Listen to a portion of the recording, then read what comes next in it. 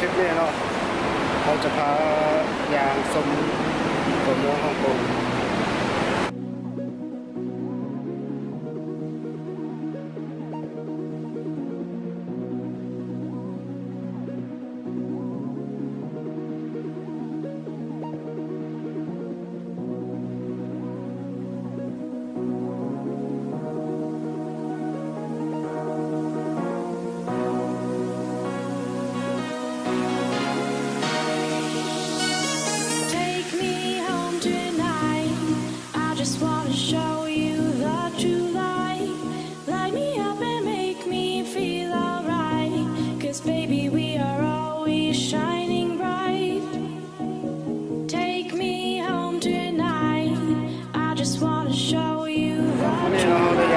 เดี๋ยวโปเกมอนโกมาเล่นตัวสลายสิ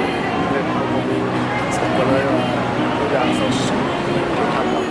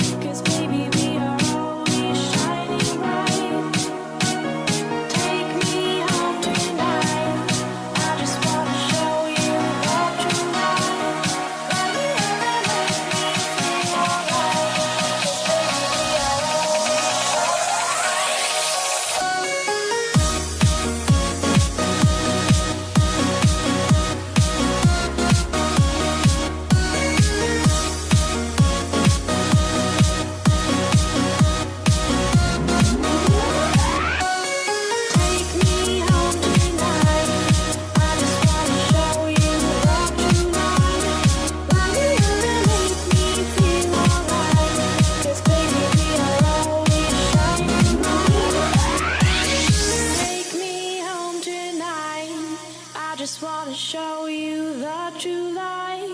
Light me up and make me feel alright. 'Cause baby we are always shining bright. Take me home tonight. Take me home. Just wanna show you. Just wanna show you that you like. Me feel alright. Make me feel alright. We are always shining bright.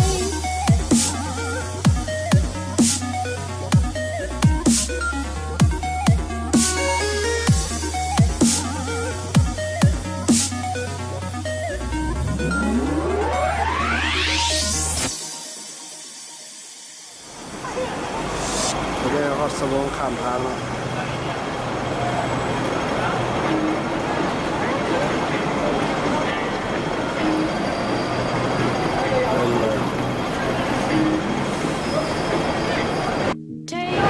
สำหรับที่นี่เนาะเราก็จบเพียงเท่านี้บ๊ายบายสบายดี Make me feel alright. 'Cause baby we are always shining bright. Take me home tonight. I just wanna show you that you like. Light me up and make me feel alright. 'Cause baby we are always shining bright. Take me home tonight.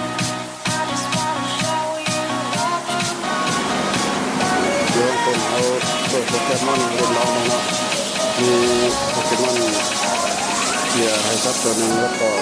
มีสาวโปเกมอนก็มามอนนะเข้าเลยสมุนเอาเนาะได้เลยตัว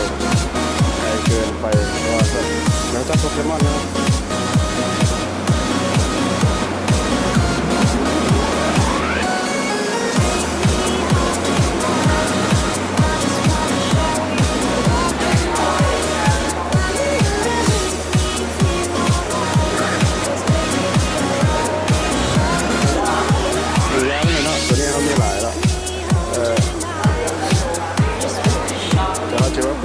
คือว่าเขาก็จับโปเกมอนอยู่ที่ฮ่องกง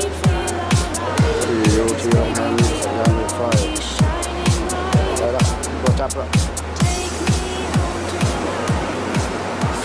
เสาโปเกสต็อปเนี่ยมันจะมียิมนะยิมอยู่เส้นนี้ยิมอยู่ประมาณ3ยิม